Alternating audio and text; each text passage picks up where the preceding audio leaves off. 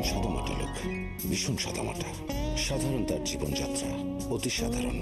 উনি একজন মুক্তিযোদ্ধা, একজন জনক, এক নতুন ধারার সঙ্গীতের জনক। ৭১-এ উনার বন্দুক বেজেছিল গিটারের মতো, আর তারপর উনার গিটার বেজেছে বন্দুকের মতো। উনি আমাদের আজম খান। গুরু, তোমায় সালাম।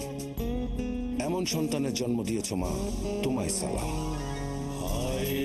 মায়ের এত স্নেহ কোথায় গেলে পাবে গেহ, ও মা তোমার চরণ দুটি পক্ষে আমায় ধরি। আমার এই দেশেতে জন্ম যেন এই দেশেতে মরি। এমন দেশটি কোথাও খুঁজে পাবে না গো তুমি।